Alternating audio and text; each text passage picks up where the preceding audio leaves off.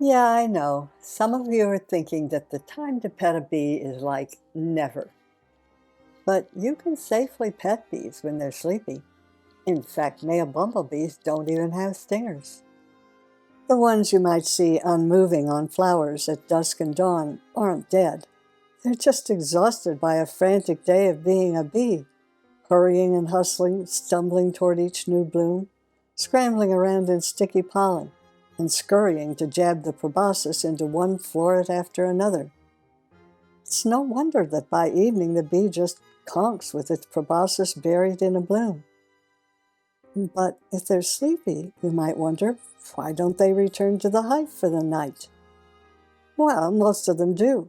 All of the honeybees do. But late in the summer, you might see the occasional bumblebee asleep.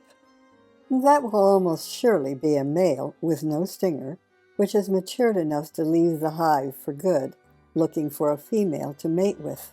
You see, bumblebee hives die at the end of each autumn, but any female that has mated will hibernate with eggs inside her in a shallow hole in the ground and start a new hive next season. As for the rest of this season and the short rest of his life, the male bumblebee is, I guess you could say, homeless. Despite his short life expectancy, he works so hard that his head has lolled over onto his dinner plate. Sometime during the night, he might turn his body into a hammock, using his tiny clawed feet to hold on. Far as that goes, he can be comfortable with half a hammock.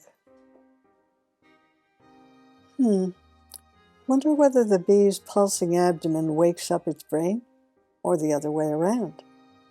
Looks like a bellows trying to get the fire started for the day.